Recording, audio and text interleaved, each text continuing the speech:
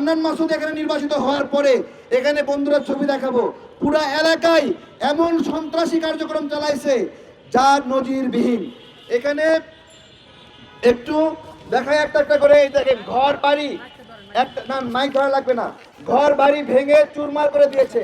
দেখেন টিন সব ঝাঁঝরা করে দিয়েছে।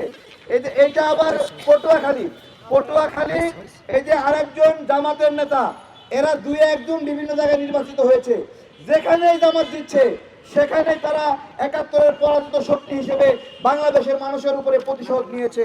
এই যে দেখেন রংপুরে বিএনপি নেতার বাসায় জামাতের তাণ্ডব।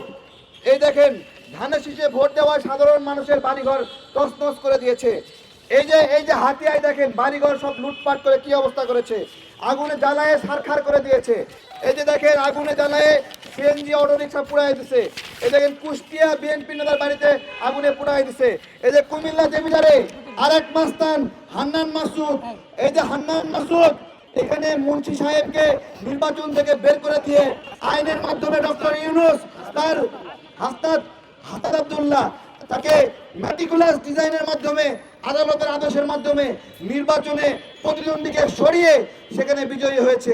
বিজয়ী হওয়ার পরে যে তাণ্ডবগুলো দেখিয়েছে হান্নান মাসুদের এলাকায় অথবা আক্তারের এলাকায় অথবা এখানে হাসান আব্দুল্লাহ এলাকায়, এই যে এই মাস্তানিগুলো করেছে, এই মাস্তানিগুলো যদি বিএনপির কোনো এলাকায় হইতো তাহলে দেশের দেখেন সিসি উঠে যাইতো।